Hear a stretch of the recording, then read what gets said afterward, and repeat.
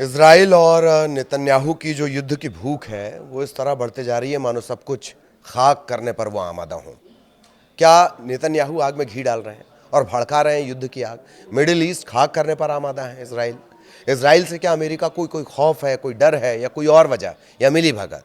Israel और America की आपस में क्या ठन गई है, ये भी एक बात निकल कर आ रही है। और कतर के बाद क्या तुर्की को दहलाने की तैयारी में? जो बैठक हुई उसके बाद तो ये कहा गया कि इजराइल की बेशर्मी पर कार्रवाई होनी चाहिए। आपात समिट से ये निकल कर आया। नमस्कार, मैं ललित प्रजापति। इसी के इर्द गिर्द आज ये पूरी चर्चा करेंगे। मिडिल ईस्ट में हालात पहले से ज़्यादा तनावपूर्ण है और अब इजराइल के प्रधानमंत्री बेंजामिन नेतन्याहू के ताज़ा बयान ने आग में घी डालने का काम किया है। नेतन्याहू का साफ कहना है कि हमास नेताओं पर हमले सिर्फ गजा तक सीमित नहीं रहेंगे, बल्कि कतर जैसे देशों में भी कार्रवाई हो सकती है। ये बयान ऐसे समय आया जब पिछले हफ्ते कतर पर इजरायली हमले को लेकर अंतर्राष्ट्रीय स्तर पर भारी विरोध दर्ज किया गया। साथ ही अमेरिकी विदेश मंत्री मार्को रूबियो इजराइल के दौरे पर हैं। ध्यान ये भी रहे कि आखिर पूरी दुनिया में जबरन युद्ध विराम करवाने की ट्रंप की पॉलिसी इजराइल के आगे क्यों पानी मांगने लगती है? कतर हमले के बाद अमेरिका के मुंह से सिर्फ इतना निकला है कि सब्र से काम लिया जाए, या वो नाखुश है। कोई और देश होता तो ट्रंप अब तक युद्ध विराम का ऐलान कर दिए होते, राशन पानी लेकर चढ़ गए होते, ट्रेड बंद करने की धमकी दे दी होती। इधर अमेरिकी विदेश मंत्री मार्को रूबियो के साथ साझा प्रेस कॉन्फ्रेंस में नेतन्याहू ने कहा कि हर देश को यह अधिकार है कि वो अपनी सीमाओं से बाहर भी खुद की रक्षा करे। हालांकि इस बयान से अमेरिका और कतर के साथ इजराइल के रिश्तों में और दरार पड़ सकती है, क्योंकि कतर न केवल अमेरिका का करीबी सहयोगी है बल्कि हमास और इजराइल के बीच मध्यस्थता की भूमिका भी ये निभाता रहा है। प्रेस कॉन्फ्रेंस में नेतन्याहू ने कहा कि हमास नेताओं को कहीं भी पनाह नहीं मिलेगी, न कतर में न किसी और जगह। उन्होंने जोर देकर कहा कि पिछले हफ्ते में अमेरिका का कोई हाथ नहीं है। पिछला जो हमला हुआ उसमें अमेरिका का कोई हाथ नहीं है और कार्रवाई पूरी तरह से इजराइल ने अकेले की है। ये बताने की ज़रूरत भी क्या है? ये बयान सीधे उस आश्वासन को चुनौती देता है जो अमेरिकी राष्ट्रपति डोनाल्ड ट्रंप ने कतर को दिया था कि ऐसी घटना दोबारा उसकी ज़मीन पर नहीं होगी। अमेरिकी विदेश मंत्री मार्को रूबियो ने इस पूरे मामले पर संतुलित रिएक्शन दिया। उन्होंने कहा कि अमेरिका अपने खाड़ी सहयोगियों के साथ मजबूत रिश्ते बनाए हुए है।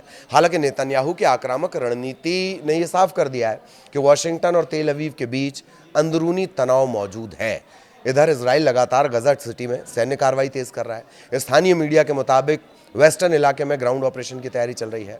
अब तक करीब 2.5 लाख लोग गजा सिटी से भाग चुके हैं, लेकिन लाखों लोग वहीं फंसे हुए हैं।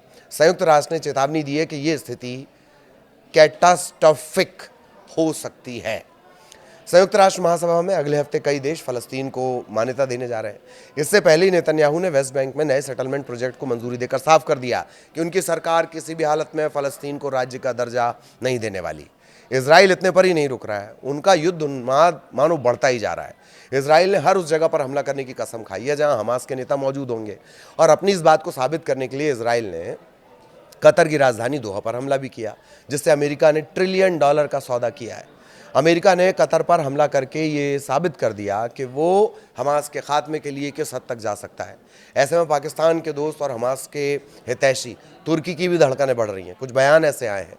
इजराइल के सेना प्रमुख याल ज़मीर ने 31 अगस्त को ऐलान किया कि हमास के चीफ लीडर विदेश में हैं और हम उन तक भी पहुँचेंगे।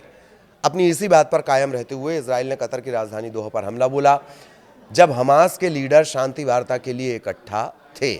इजराइल अपने देश से बाहर जब भी हमला करता है उसका एक ही पर्पज़ होता है, मकसद होता है, अपने दुश्मन हमास के जो सपोर्ट है उसे किसी भी तरह से ख़त्म करना। इस राह में इजराइल अब तक 6 मुस्लिम देशों को निशाना बना चुका है जो हमास के हितैषी हैं। इसमें कौन है? फ़लस्तीन है, सीरिया है, यमन है, ईरान है, कतर है और लेबनान है। इन सभी देशों में हमास के लीडर्स को शरण मिलती है या किसी न किसी तौर पर ये जुड़े हुए हैं।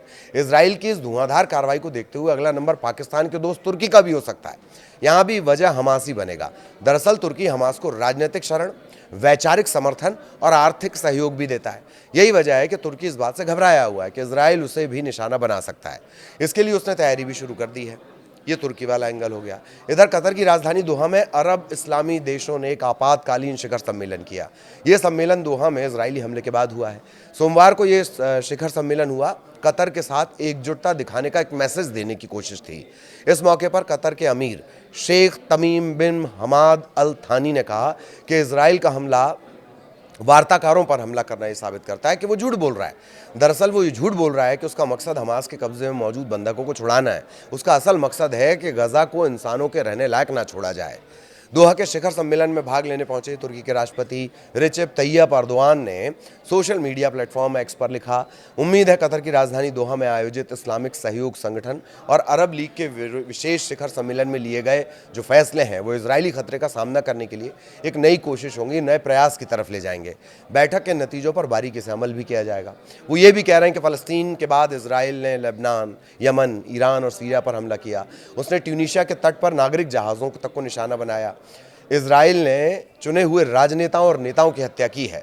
अब उससे मध्यस्थ कतर पर भी हमला कर दिया। कतर दरअसल मीडिएटर रहा है, उस पर भी हमला कर दिया गया। ये ताज़ा हमला इजराइल के गैर जिम्मेदाराना व्यवहार को एक नए स्तर पर ले गया है। सम्मेलन से इतर सऊदी अरब के क्राउन प्रिंस मोहम्मद बिन सलमान और ईरान के उपराष्ट्रपति मसूद पेजेश्कियान की मुलाकात हुई है।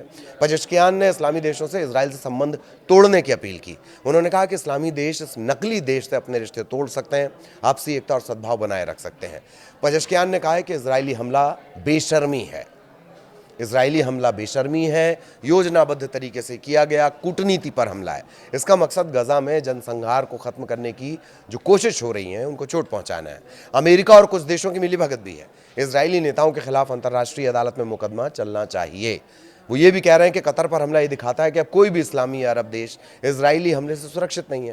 इस्लामिक सहयोग संगठन OIC के महासचिव हुसैन ताहा ने इस हमले की निंदा की। कहा, यह अंतर्राष्ट्रीय कानून और संयुक्त राष्ट्र चार्टर का सीधा उल्लंघन है। जॉर्डन किंग अब्दुल्ला द्वितीय ने कहा कि इजराइल ने 2 स्टेट समाधान की राह में बाधा डाली है। वेस्ट बैंक में अवैध कार्रवाई के जरिए न्यायपूर्ण तरीके से जो शांति हासिल करने की संभावना है उन्हें नुकसान पहुंचाया। कतर के खिलाफ इजराइल की आक्रामकता इस बात का सबूत है कि इजरायली खतरे की कोई सीमा नहीं है। इजराइल के खिलाफ हमारी कार्रवाई साफ, निर्णायक और तीखी होनी चाहिए। ये सॉल्यूशन निकालने की कोशिश हुई है। किंग अब्दुल्ला के मुताबिक इजराइल फ़लस्तीन समस्या के लिए कुछ हद तक अंतर्राष्ट्रीय समुदाय भी दोषी है। इधर इराकी प्रधानमंत्री मोहम्मद शिया अल सुदानी ने कहा कि इजरायली हमला एक समस्या को एक और खतरनाक मोड़ पर लेकर जा रहा है। इजराइल ये हमला कर इजराइल फ़लस्तीन समस्या को शांतिपूर्ण तरीके से सुलझाने की कोशिश को जानबूझकर ख़त्म करने पर तुला हुआ है।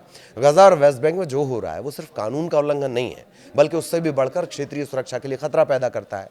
अरब लीग के महासचिव हैं अहमद अबुल घैत। उन्होंने कहा कि इजरायली आतंकवाद ने स्थिति को और बिगाड़ दिया है। हम सभी की जिम्मेदारी है कि फ़लस्तीनियों के जनसंहार के खिलाफ आवाज़ उठाई जाए। पाकिस्तान के प्रधानमंत्री शहबाज शरीफ ने कहा है कि कतर पर इजरायली हमले के खिलाफ पूरी एकजुटता दिखानी चाहिए। इजराइल ने अंतर्राष्ट्रीय कानूनों का उल्लंघन किया है। ये बात भी कौन कह रहा है, जो खुद हमेशा उल्लंघन करता रहता है। शाहबाज ने इजराइल की संयुक्त राष्ट्र की सदस्यता निलंबित करने के प्रस्ताव का समर्थन करते हुए कहा कि उसे युद्ध अपराध का दोषी ठहराया जाना चाहिए। गजा में मानवता कराह रही है। अगर हम सामूहिक बुद्धिमत्ता से कोई कदम नहीं उठाएंगे तो इतिहास माफ नहीं करेगा। सम्मेलन में शामिल मलेशिया के प्रधानमंत्री अनवर इब्राहिम ने मलेशिया का कहना लिखा है, एक्स पर उन्होंने लिखा कि मलेशिया इजराइल के दोहा में हुए हवाई हमलों की कड़ी निंदा करता है। ये केवल कतर की संप्रभुता का उल्लंघन नहीं है, बल्कि अंतर्राष्ट्रीय कानून के ढांचे को तोड़ने वाली निर्दयी और क्रूर कार्रवाई है। शेख तमीम बिन हमाद अल थानी की अगुवाई में कतर शांति के लिए एक अहम मध्यस्थ की भूमिका निभाता रहा है। दोहा पर हमला उनके नेक प्रयासों को खत्म करने जैसा है, नष्ट करने जैसा है। इसे सब पर हमला माना जाना चाहिए, पूरा अरब और इस्लामी जगत और उस अंतर्राष्ट्रीय समुदाय पर जो शांति के लिए दुआएं करता है। मिस्र की तरफ से दिए गए एक प्रस्ताव ने फिर से जॉइंट फोर्स, संयुक्त सुरक्षा सेना या एक नए नेटो, इसकी चर्चा को आगे बढ़ा दिया है। एक रिपोर्ट के मुताबिक मिस्र ने प्रस्ताव में नेटो जैसे एक सशस्त्र बल के गठन की बात कही और इसकी अध्यक्षता अरब लीग के जो 22 देश हैं उन्हें बारी बारी सौंपी जाएगी। पहला अध्यक्ष मिस्र का होगा और इस तरह का प्रस्ताव 2015 में भी आया था, जब यमन में गृह युद्ध शुरू ही हुआ था। हूथी विद्रोहियों ने सना पर कब्जा कर लिया था। इधर तुर्की के रक्षा मंत्रालय के जो प्रवक्ता हैं एडमिरल जेकी अकतुर्क, उन्होंने चेताते हुए कहा है कि इजराइल अपने अंधाधुंध हमलों को बढ़ा सकता है, जैसा उसने कतर में किया। वो खुद को और इस पूरे इलाके को आपदा में धकेल सकता है। ये पूरा अपडेट हमने आपको दिया मिडिल ईस्ट में और इजराइल के युद्ध उन्माद को लेकर। क्या इसके युद्ध उन्माद को कोई रोकेगा या अमेरिका सिर्फ सब्र रखने की, सब्र से काम करने की नसीहतें देता रहेगा? आगे भी अपडेट आप तक पहुंचाएंगे। नमस्कार।